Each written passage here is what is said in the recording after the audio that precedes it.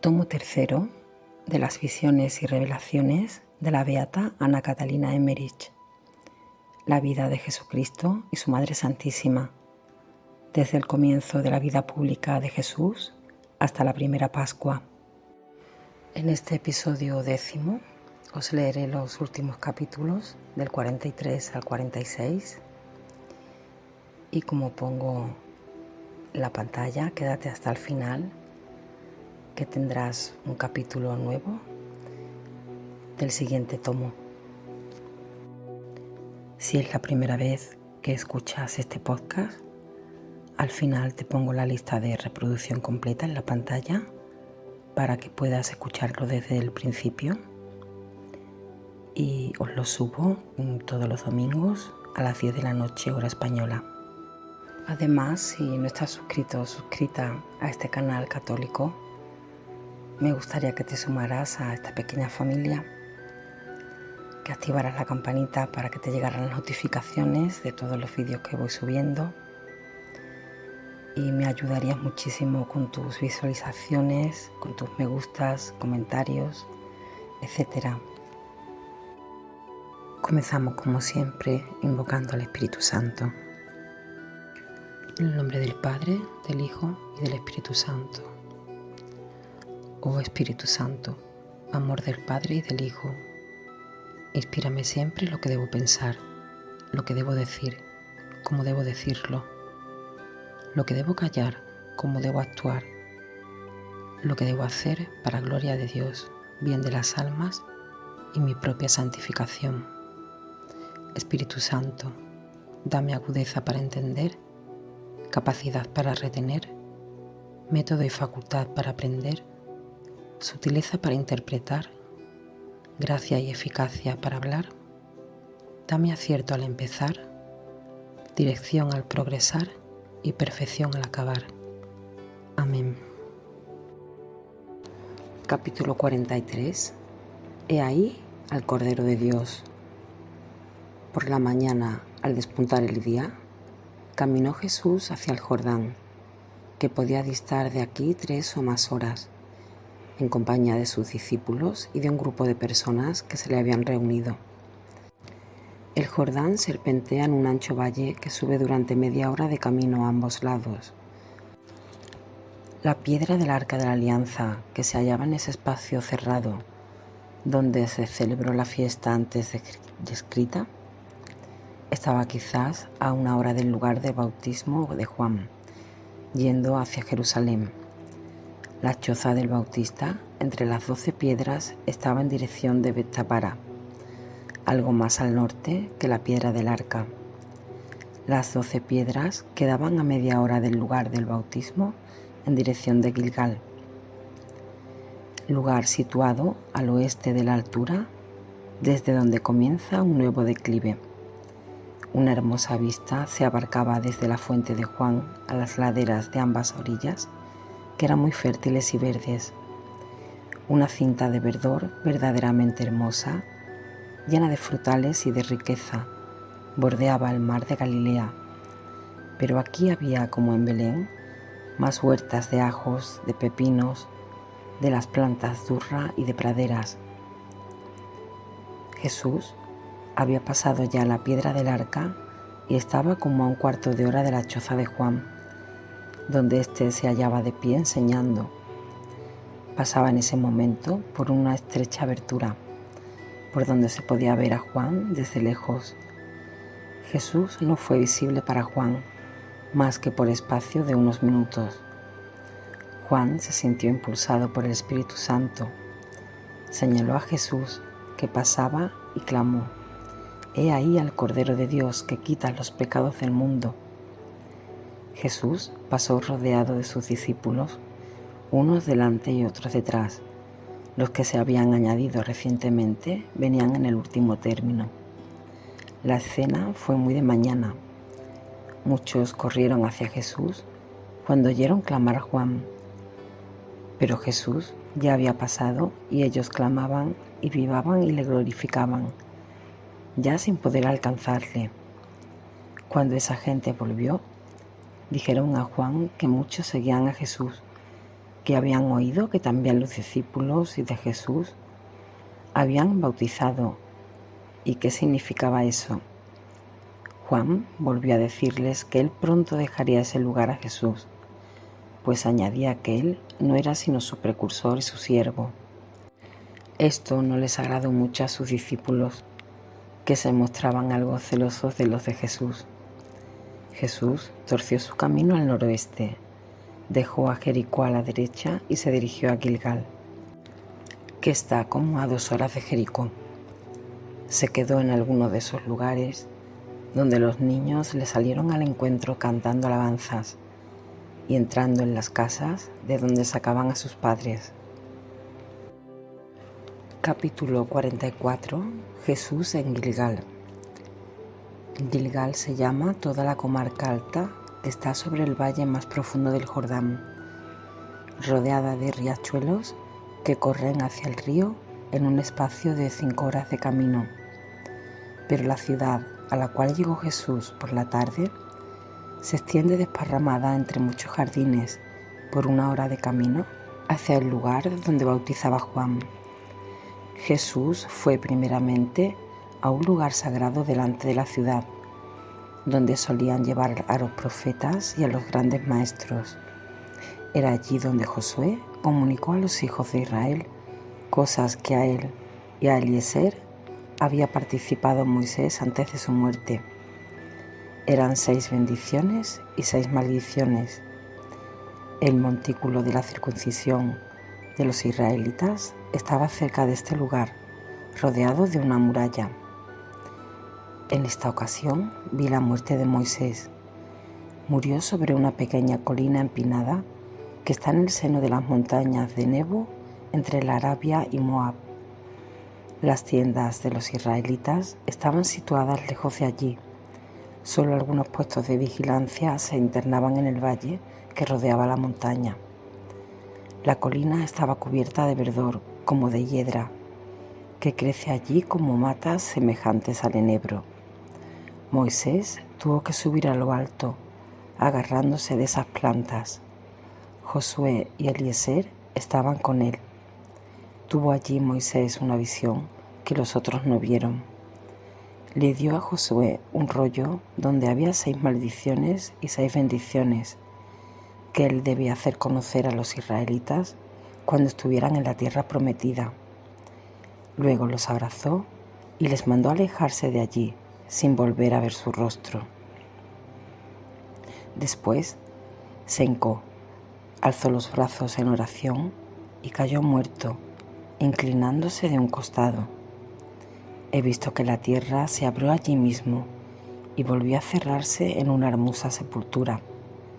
Cuando Moisés apareció al lado de Jesús en la transfiguración, vi que salía de este lugar para dirigirse al Tabor.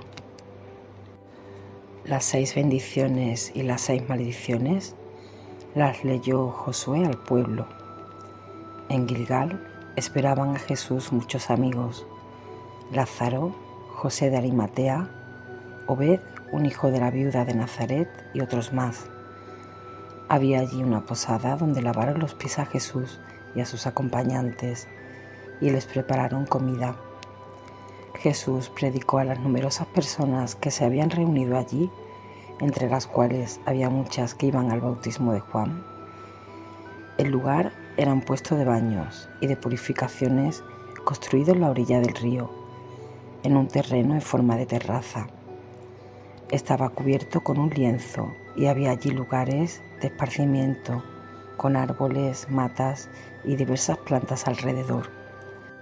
Saturnino y 2 discípulos más que lo habían sido de Juan bautizaron allí después de que Jesús les habló del Espíritu Santo y les enseñó sus diferentes propiedades y dones y cómo se manifiesta cuando uno lo ha recibido.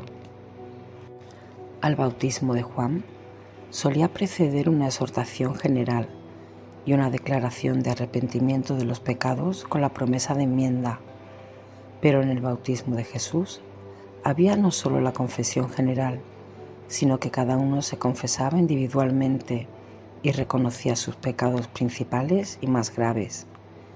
Jesús exhortaba a ello, y a los que no querían hacerlo por temor o por vergüenza, les decía sus pecados en su propia cara, para que se arrepintieran.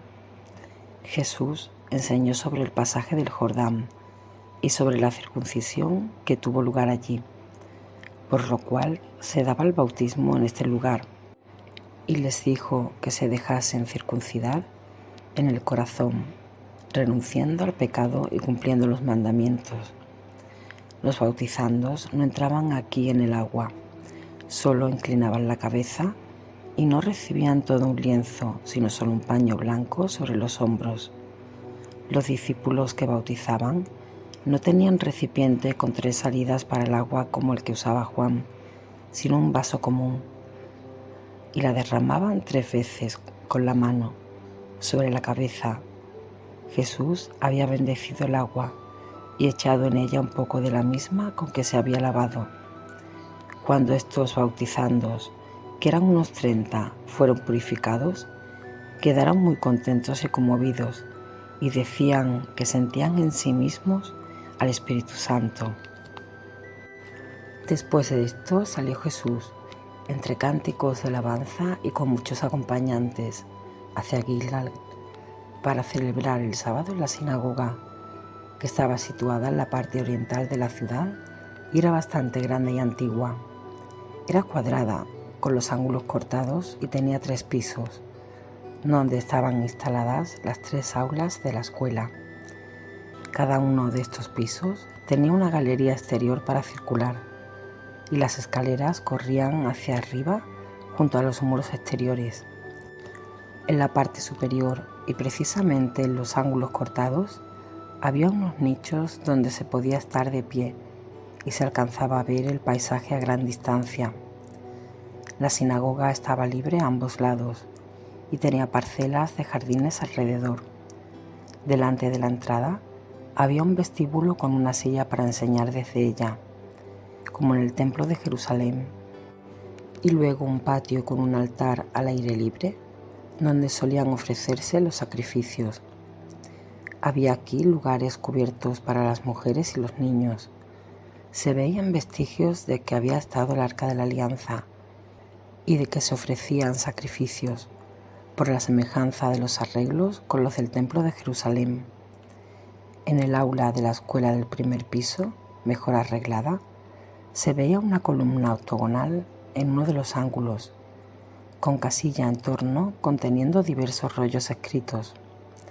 Recordaba a este lugar el del Sancta Sanctorum del templo.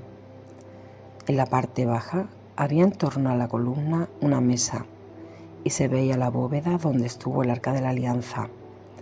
Esa columna era muy hermosa, de piedra blanca pulimentada.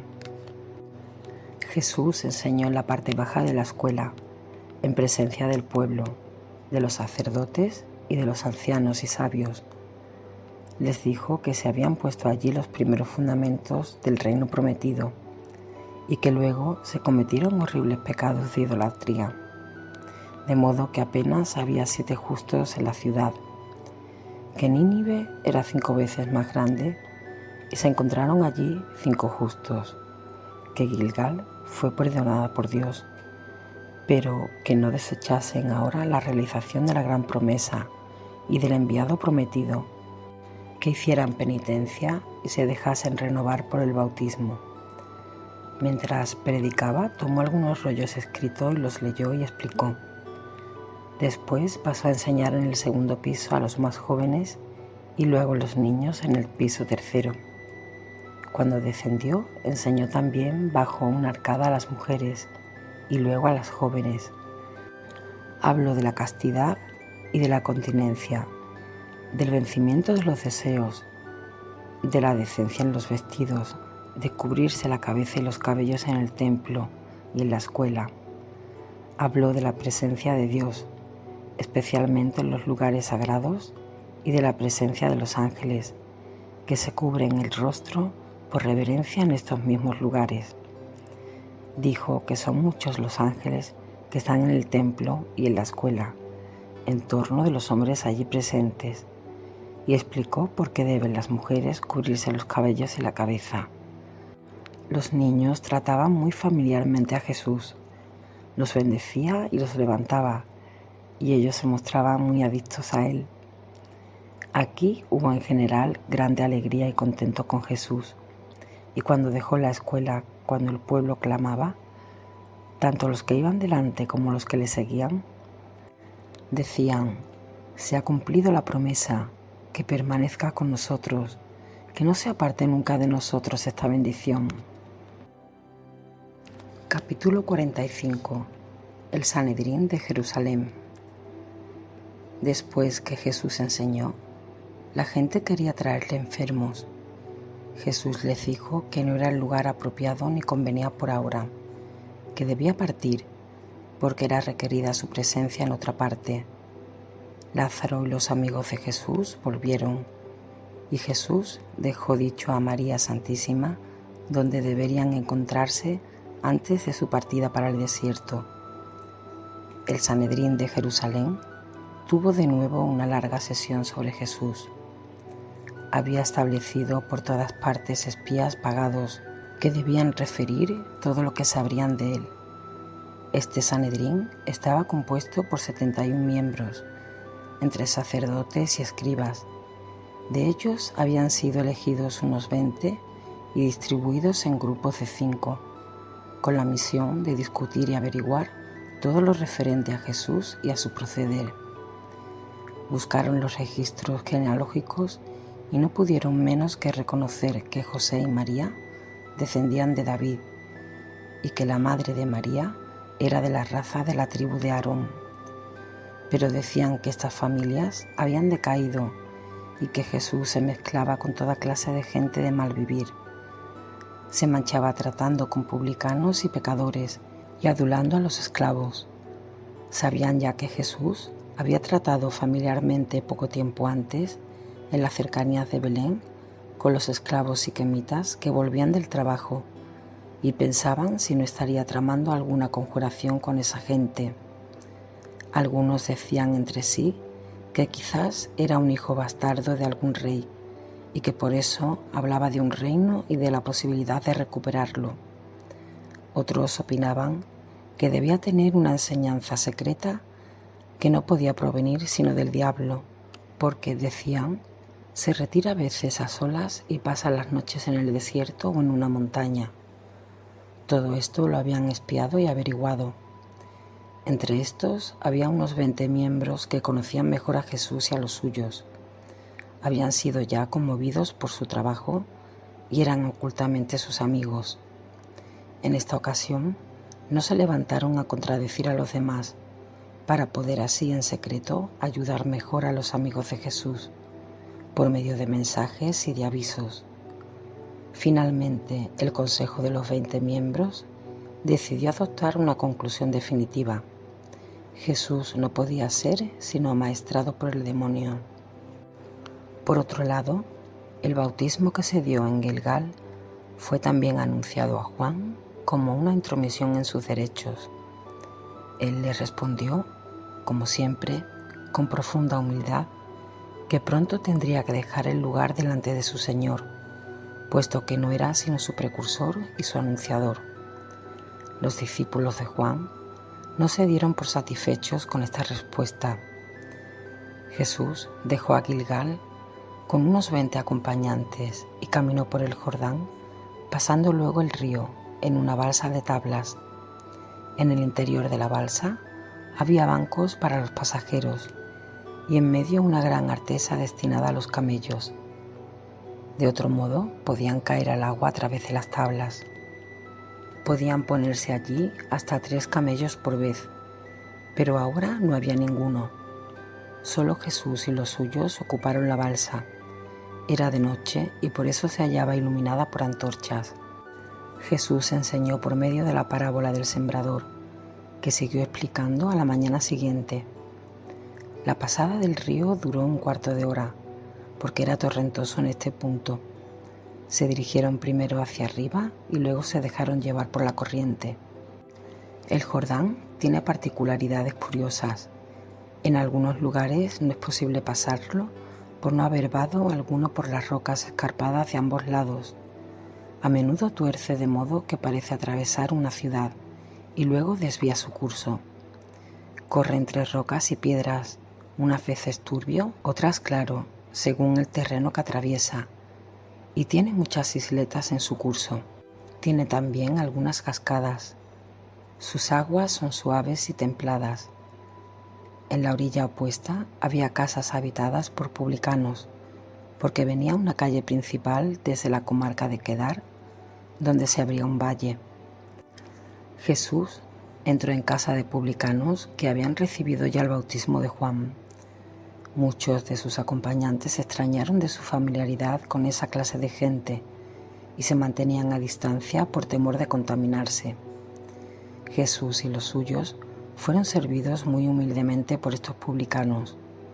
Las casas estaban situadas en el camino del Valle del Jordán. A alguna distancia había albergues para los mercaderes y los camellos. Estaban sosegados porque al día siguiente comenzaba la fiesta de los tabernáculos y no podían partir ni viajar, y aunque eran la mayor parte paganos, estaban obligados a observar el descanso.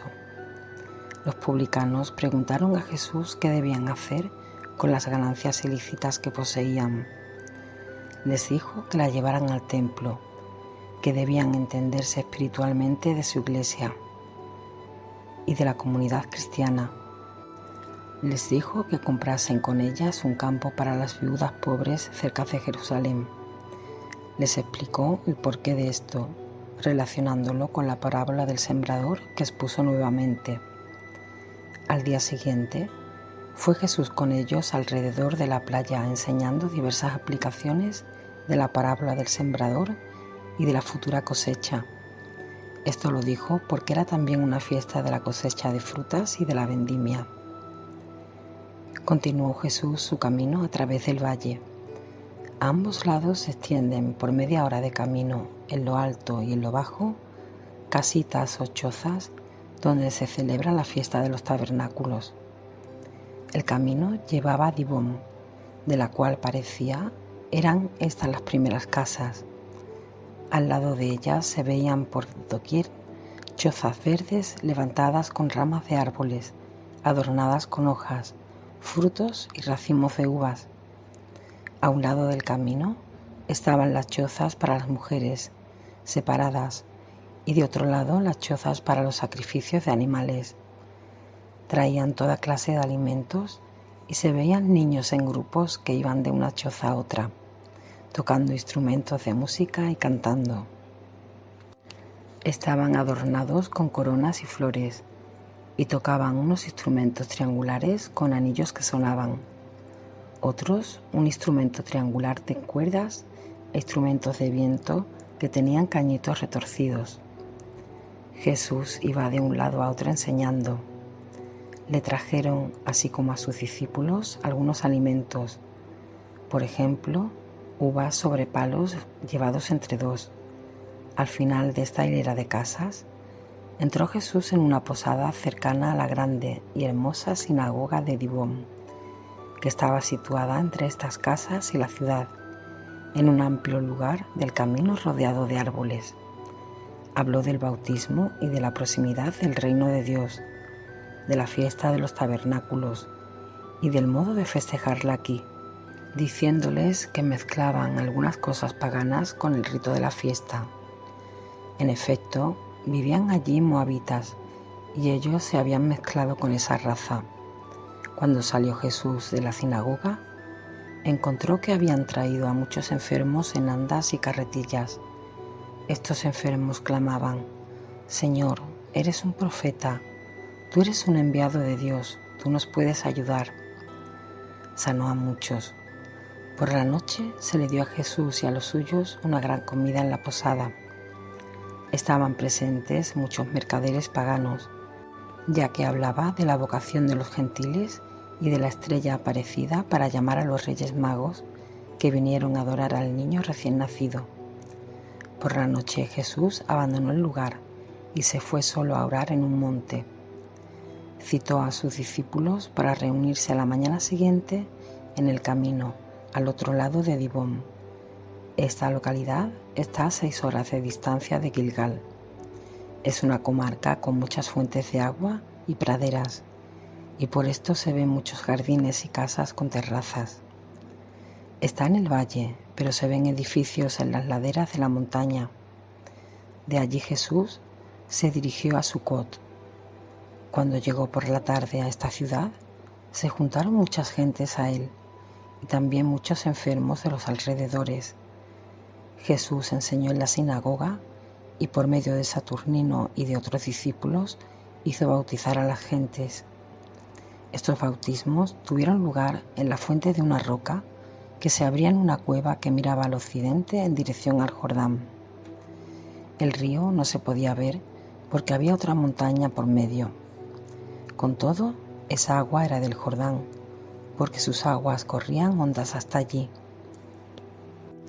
En esa gruta entraba luz por medio de una abertura en la parte superior. Delante de la gruta había un lugar de esparcimiento bastante amplio, adornado con árboles, plantas y gramilla, y se conservaba una piedra, recuerdo antiguo de una aparición de Melquisedec al patriarca Abraham. Jesús habló del bautismo de Juan, diciendo que era de penitencia, que debía preceder su lugar a otro bautismo del Espíritu Santo y del perdón de los pecados. Les dio antes una especie de confesión general y después particular a cada uno.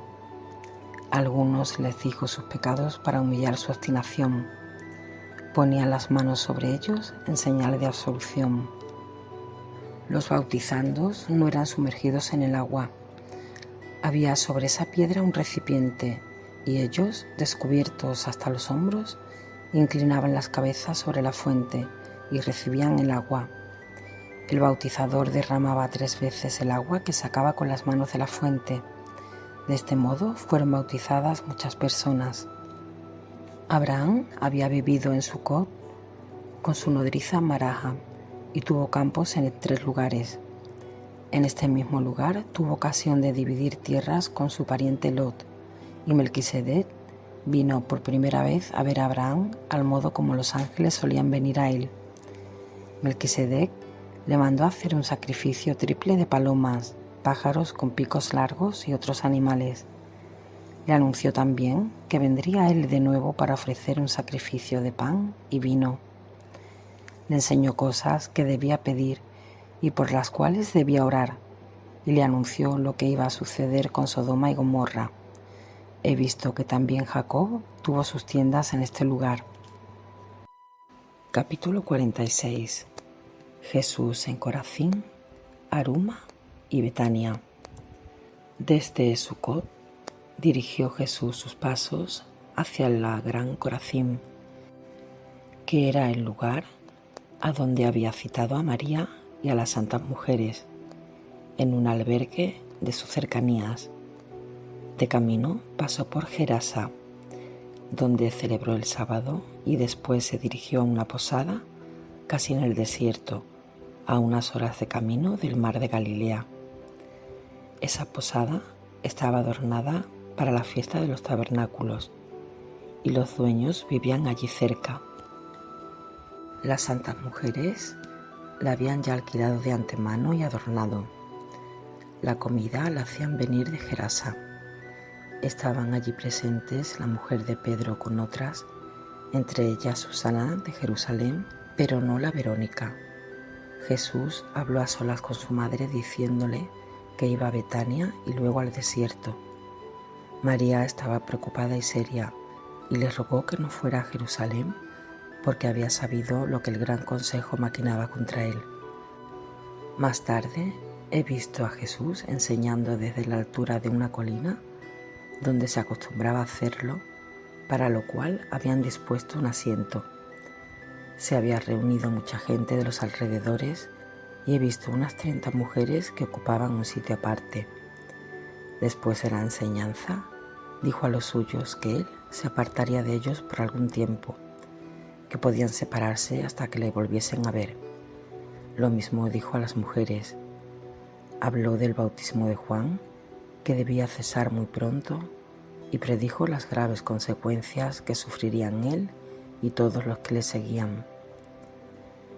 Jesús dejó esta posada acompañado por unos 20 y caminó unas 12 horas hacia el sudoeste, en dirección a la ciudad de Aruma, cerca de la cual habían ya alquilado definitivamente un albergue para él y los suyos.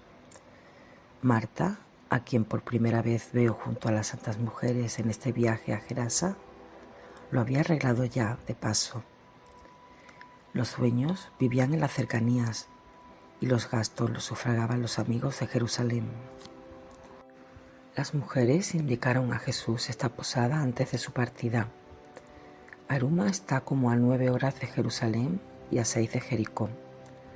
En torno de este albergue tenían sus habitaciones algunos esenios, quienes vinieron a ver a Jesús, hablaron y comieron con él. Jesús fue a la sinagoga y enseñó sobre el bautismo de Juan. Dijo que era un bautismo de penitencia, una primera purificación, una preparación y una ceremonia de las tantas que hay en la ley, pero que era diferente del bautismo de aquel al cual Juan anunciaba.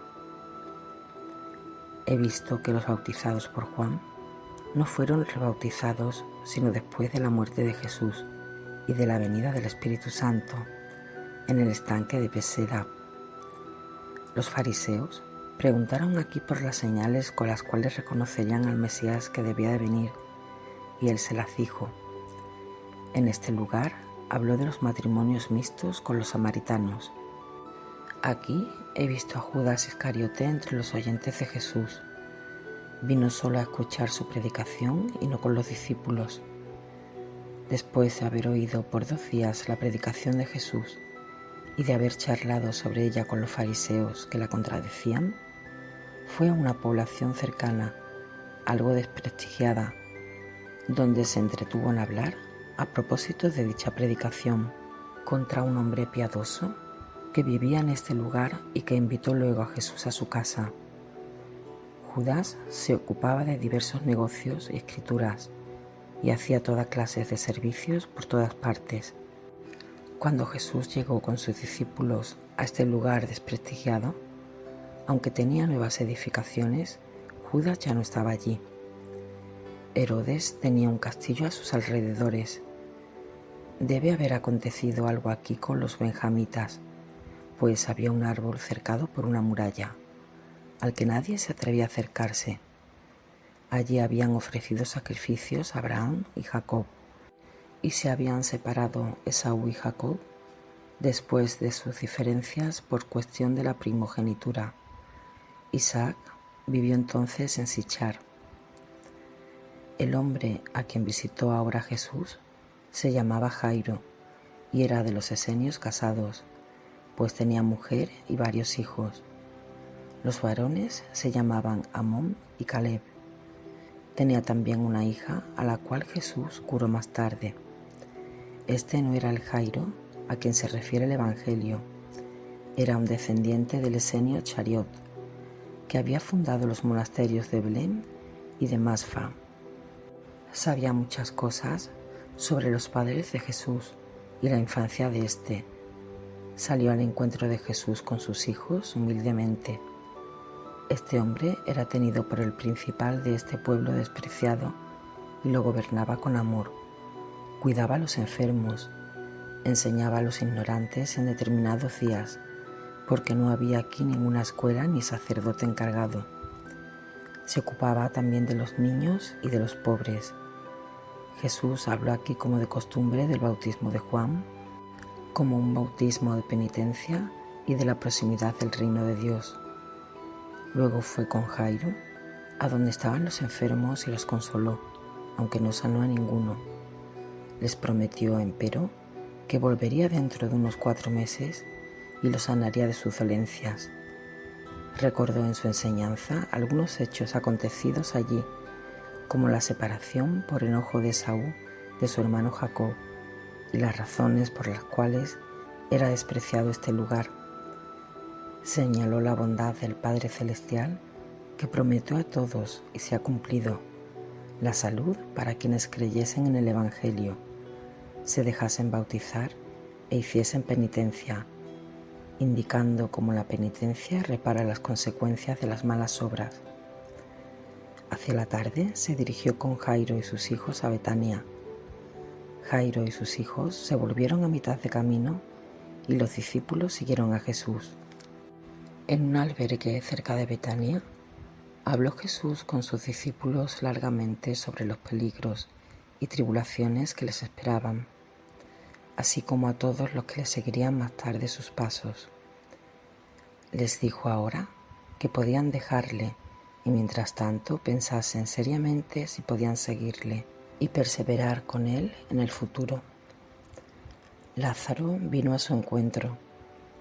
Cuando habían ya partido para sus casas los acompañantes de Jesús, menos Aram y Teremi, que fueron con él a Betania. Allí muchos amigos de Jerusalén esperaban a Jesús, también las santas mujeres. Con Verónica, Aram y Temeni eran sobrinos por parte de madre de José de Arimatea. Eran discípulos de Juan y siguieron a Jesús cuando pasó por Gilgal, junto al lugar del bautismo de Juan.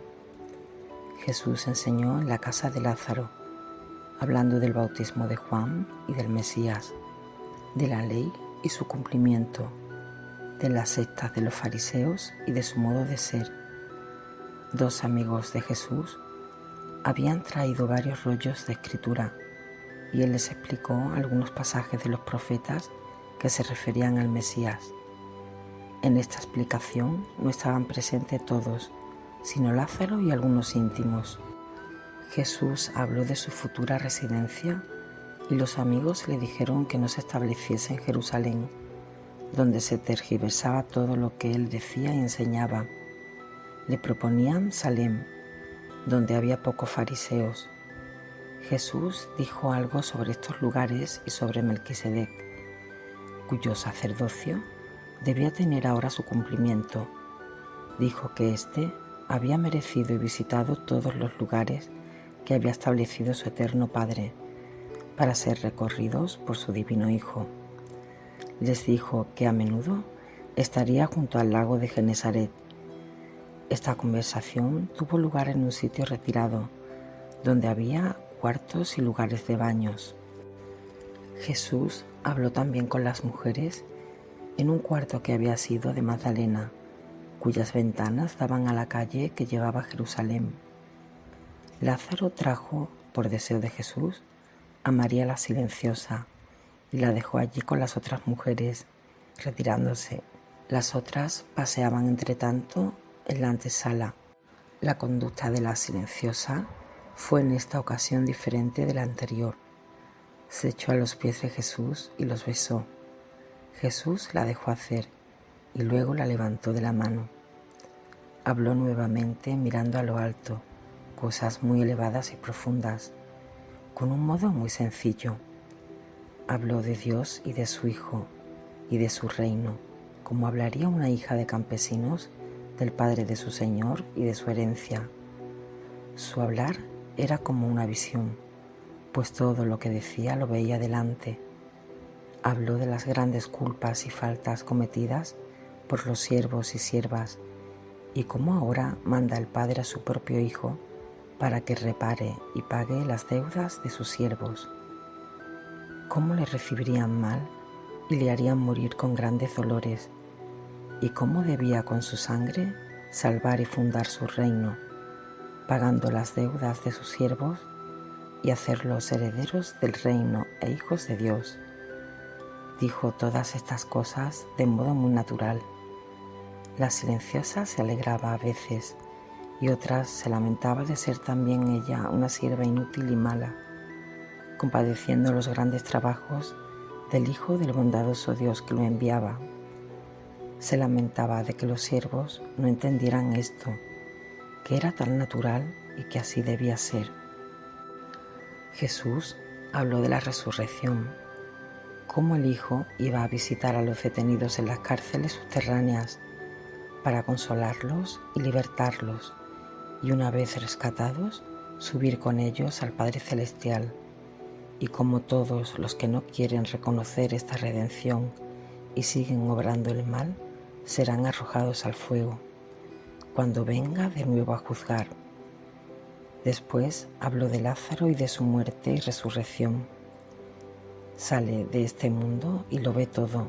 Los demás lo lloran, como si no volviera, pero el Hijo de Dios lo llama de nuevo y él vuelve a trabajar en la viña del Señor. Habló de la Magdalena diciendo: la sierva está en el desierto más espantoso, donde estuvieron los hijos de Israel, en un lugar malo donde reinan las tinieblas y donde no pisó planta de hombre alguno, pero ella saldrá de esas tinieblas y remediará todos sus errores en otro desierto solitario. Hablando de sí, María dijo que su cuerpo era como una cárcel, que no sabía lo que era su vida y deseaba mucho ir a la casa de su padre, que la tierra le era estrecha, que nadie comprendía su modo de ser, porque estaban como ciegos.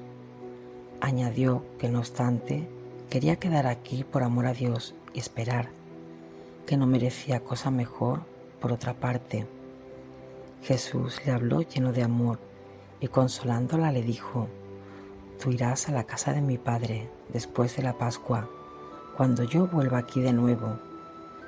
La bendijo mientras ella se hincaba, posó las manos sobre su cabeza y creo que derramó algo sobre ella de una botella, no sé si aceite o agua. Esta María, la silenciosa, era una persona muy santa. Nadie la conocía por tal ni la entendían. Vivía en continua visión sobrenatural sobre la obra de la redención, que entendía ella en modo muy sencillo y natural. Se la tenía por retardada o persona simple.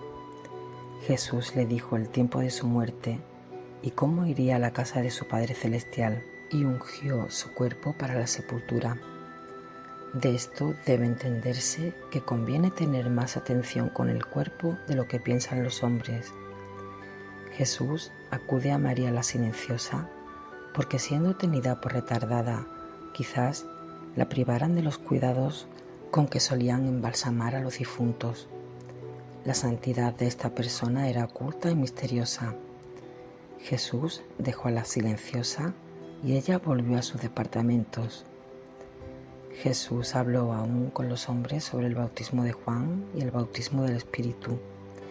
No recuerdo que hubiese gran diferencia entre el bautismo de Juan y el de los primeros discípulos de Jesús. Solo tenía este último más relación con el perdón de los pecados. Tampoco he visto que volviesen a bautizar a los bautizados por Juan antes de la venida del Espíritu Santo. Antes del sábado, estos amigos de Jesús volvieron a Jerusalén. Aram y Temeni partieron con José de Arimatea. Jesús les había dicho que iba a separarse un tiempo de ellos, con el fin de prepararse para su difícil misión. No les habló de su ayuno. Bueno, pues aquí hemos terminado este tomo 3 de las visiones y revelaciones de Ana Catalina Emmerich. Y si has llegado hasta aquí, la sorpresa que te dije al principio que te tenía es que vamos a seguir leyendo el tomo 4. Y para hoy, como estreno, os voy a leer el primer capítulo. Espero que os siga gustando. Sé que hubiera tenido más visualizaciones poniendo las visiones sobre las profecías del fin del mundo, que es su último tomo. Tampoco leí el primero, que era sobre el Antiguo Testamento, pero tenéis su biografía, la pasión de Cristo, de la Natividad de la Virgen hasta la muerte del patriarca San José, que fue la anterior, y este tomo 3, que ha sido desde el comienzo de la vida pública de Jesús hasta la primera Pascua. Y en el siguiente tomo, el tomo 4, veremos la primera Pascua de Jerusalén. Y os leeré el capítulo primero de la sección primera. Jesús ayuna 40 días en el desierto. Si os habéis dado cuenta, he cambiado el formato de la pantalla para que no tenga tantas letras, he cogido lo que es el tomo como imagen y os voy poniendo únicamente, pues mi nombre del canal y mi logo, entre comillas, que es la Virgen de Fátima, y os iré poniendo los capítulos que os voy leyendo. Espero que os guste este primer capítulo y si Dios quiere lo seguiré subiendo los domingos a las 10 de la noche, hora española. Tomo 4, la vida de Jesucristo y de su Madre Santísima, la primera Pascua de Jerusalén, según las visiones de la venerable Ana Catalina Emmerich. Capítulo 1. Jesús ayuna 40 días en el desierto. Jesús partió antes del sábado acompañado por Lázaro desde la posada de éste hacia el desierto. Le dijo que tornaría después de 40 días. Desde esta posada caminó solo y descalzo, no en dirección de Jericó, sino hacia el mediodía, como quien va a Belén, pasando entre los lugares de los parientes de Ana y los parientes de José, cerca de Masfa. Luego torció hacia el Jordán, anduvo por estos lugares hasta el sitio donde había estado el Arca de la Alianza y donde había celebrado Juan aquella solemne fiesta. A una hora de Jericó subió a la montaña y se internó en una amplia gruta. Esta montaña se extiende desde Jericó entre oriente y mediodía, sobre el Jordán, hacia Madián. Jesús comenzó su ayuno aquí, en Jericó. Lo prosiguió en diversos lugares al otro lado del Jordán y lo completó aquí, a donde lo trajo el diablo cuando lo tentó. Esta montaña ofrece desde su cumbre una vista muy extensa. En parte está cubierta de plantas y en parte aparece empinada y árida. La altura no es tanta como la de Jerusalén, pero está en una comarca más baja y se levanta solitaria. Cuando miro a las montañas de Jerusalén y veo la del Calvario más alta, de modo que está al mismo nivel que la mayor altura del templo, en dirección a Belén, o sea hacia el sur, está Jerusalén, sobre una cumbre empinada y peligrosa. Por este lado no hay entrada ninguna y todo está ocupado con palacios y edificios. Jesús subió ya de noche a una de las cumbres empinadas de la montaña del desierto, que llaman ahora de la cuarentena. Hay como 3 respaldos en esta montaña y 3 grutas, una sobre otra. Desde la superior, a donde subió Jesús, se ve por detrás un abismo rocoso. Toda la montaña está llena de quebradas muy peligrosas. En esta misma cueva habitó un profeta, de cuyo nombre no me acuerdo, 400 años antes. También Elías estuvo algún tiempo oculto aquí y agrandó la cueva. Sin que nadie supiese de dónde venía, descendía a veces hasta el pueblo, ponía paz y profetizaba. Unos 150 años antes, habían tenido aquí su habitación unos 25 esenios. Al pie de este monte estaba el campamento de los israelitas, cuando con el Arca de la Alianza y las trompetas daban vueltas alrededor de Jericó. En este mismo lugar está el pozo cuyas aguas dulcificó el profeta Eliseo.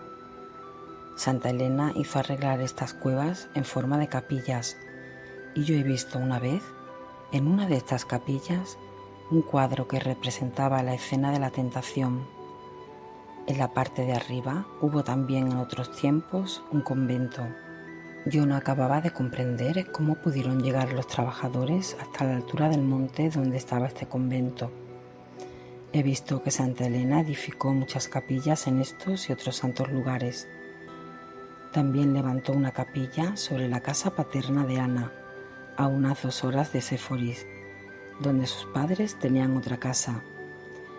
Me causa mucha tristeza ver que estos santos lugares fueron devastados hasta perderse en el recuerdo de las iglesias y capillas allí existentes.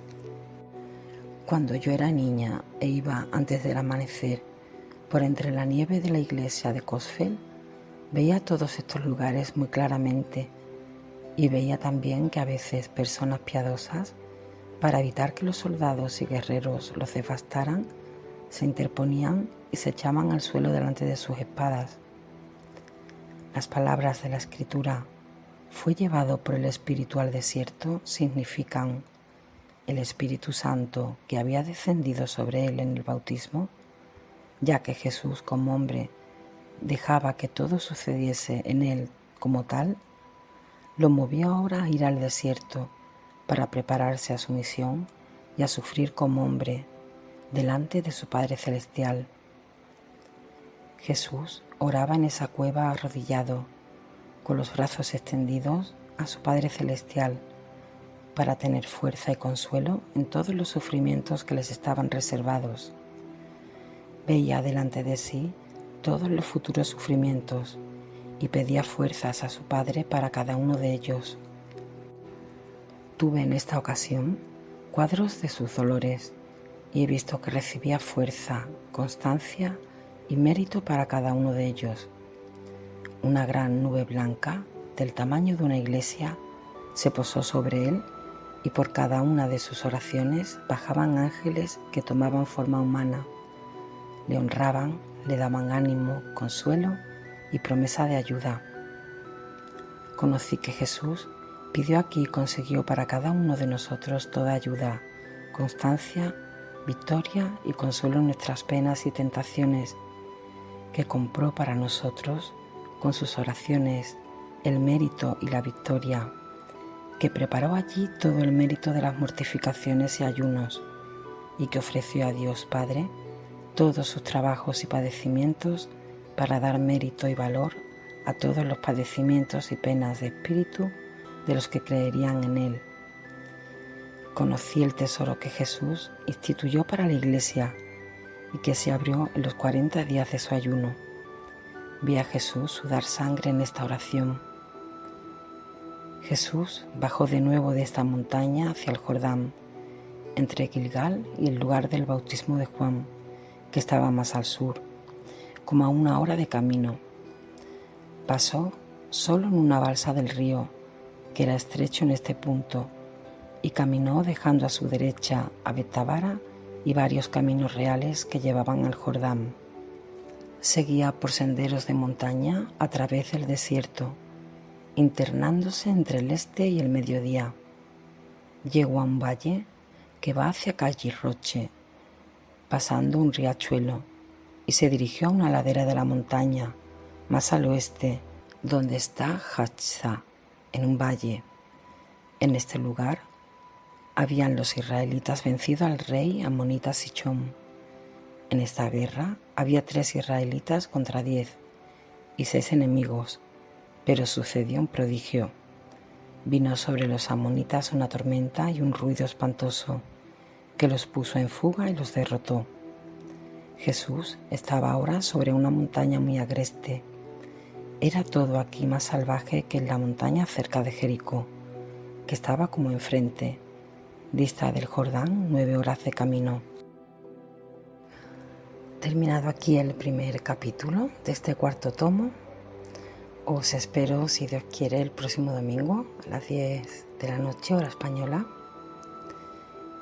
donde ya tendréis el índice con todos los capítulos en el podcast, además de que los vaya especificando en cada episodio y en cada pantalla. Espero que me sigas escuchando. Te pido disculpas si los primeros capítulos de este episodio se han escuchado con un poco de más ruido, pero es que lo grabé ayer y eran las 4 de la tarde y aquí en Sevilla hacía 40 grados a la sombra y tuve que poner el aire, que ya tiene unos añitos y hace un poco de ruido. Y os mando muchas bendiciones. Muchísimas gracias.